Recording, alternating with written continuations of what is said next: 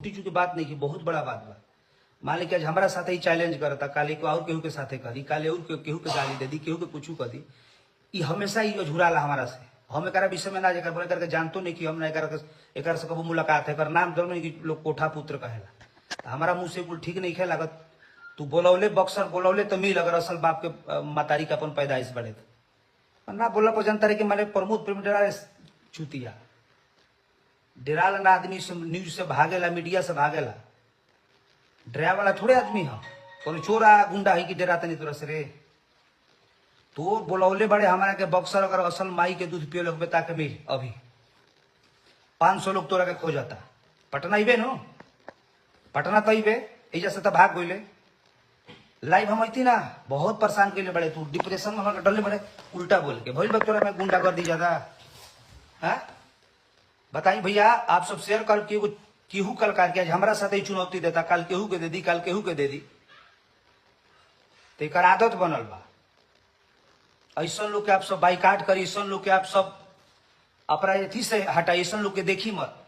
ये सब भोजपुरी के नाम पे कलंक भाई जो राइटर बा। बताई हम केहू के विषय में कुछ बोलनी ना, कलाकार सब भाई हमें एक अचानक लाइन में कूद के हमरा के मारता, ऐसे करता आ बॉक्सर बोलावता कि आप तोरा के सिखा दे, भई कर दे, भाऊ कर दे।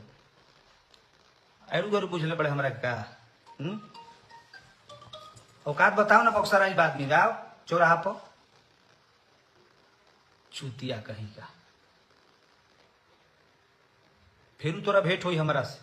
बाकी ऐसा लोग के आप सब बाइकाट करी, जे भी भोजपुरी समाज में जे भी लोग देखता, जे भी संगीतकार गीतकार हमारे भाई छोट भाई गायक जितने लोग बा, ऐसा लोग सब बाइकाट करी। अच्छा आदमी नहीं खे कैसा हमारा के चुनौती देता है। बताइए घर जब पहुंचे नहीं थी भागल बका जना कहा तयाव मिले के बाद मिल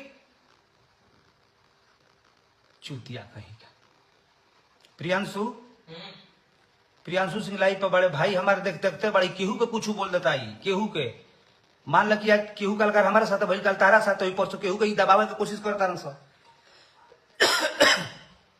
तो मान ली के आता ना हिम्मत हो गई, बता आप तोरा घरे बनी खोजत नहीं आओ ना स्टूडियो पे बोलो, स्टूडियो पे से भागुले बक्सर भागुले बक्सर आदमी पहुंचल 5 घंटा 4 घंटा जाम में आके तब ऐजा से तोर पते नहीं चल। गोलम्बर आवत ज्योति चौक आव काहे लुका गई आप। ऐसा लोग आप बाइकाट करी भैया। और हमनी के कोनो गुंडा बदमाश ना, हमनी कलाकार है, प्रेम के भूखा आदमी है। प्रेम से मान ली कि अगर जान मांगू तक तारा खातिर दे दिया, अगर प्रेम से ना मांगो, अगर जैसे ही बतैसा आदमी फरिया माने तोरे के लोग चिन्हता बक्सर में, हमारे लोग नहीं खे।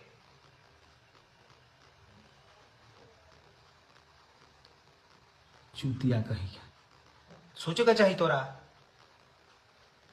हम तोरा कुछ कहलो कि तो हमारा का बताओ आ ऐसे ऐसे करता रे, ऐसे ऐसे करता रे। तोरा हम लाइव में कुछ बोलनी है पहले पूरे भोजपुरी समाज से पहले कोनो हमारा कमी देखा तोरा हम कुछ बोलनी है।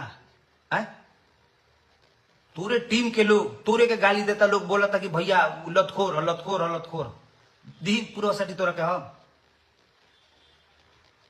अगर असल के एथी होखबे तो आज के बाद दोबारा कोनो कलाकार के साथ ऐसे ना करबे। तनु केहू कलाकार से छेड़े ना, तोरा अपन जियत खात बड़े जीव खाओ, कोई दिक्कत नहीं है। हमनी के कोनो तरह से लागे नहीं की जा बाकी लाग जेबे तो फिर जान जो कि बहुत बाउर हो जाए, तो रहल मुश्किल हो जाए।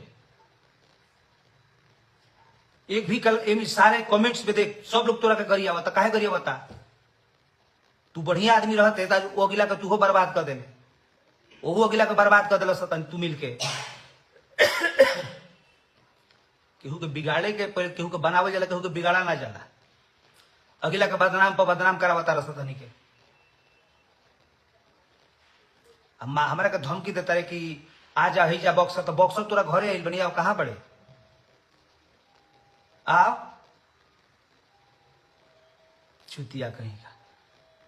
अगर सुन तोरा ना खुद जाता नहीं हम एगो कंप्लेन करे, तोरा एगो आई रहे फोन अमरेश भट्ट के एसपी उनकर खुदे केहू बाबू हमारे फोन कैला कि भैया भाई साहब ऐसा वैसा करता है, तोरा पर खुद कंप्लेन 10 हो जाए वाला बा। 10 तोरा पर कंप्लेन जाए, याद रखिए। प्रमोद से लागल तोरा बहुत महंगा पड़ जाए, प्रमोद प्रेमी से लागल तोरा बहुत महंगा पड़ जाए। चुतिया कहेगा। आप सब शेयर करिए, ऐसा लोग को बाइकाट करिए, ऐसा लोग को हमेशा गाली दी, ऐसा लोग को हमेशा ये भोजपुरी से हटाई, ये राइटर नहीं, चोर है, इसको कुछ नहीं आता है। सामने बैठा दे कलम के तो लिखे के लूर बा तोरा, लिखे के तोरा लूर बा रे। तोरे एगो अक्षर लिख देबे तो दिन हम मोछ छिलवा देब।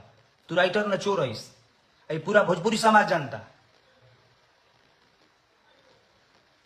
एगो टीम में उनकरा तुहे रही इसकी और केहू बा में बढ़िया बढ़िया लोग, ओहू में तो लोग बढ़िया कुछ अगर बोलने रहती तो वो लोग हमरा के बोली।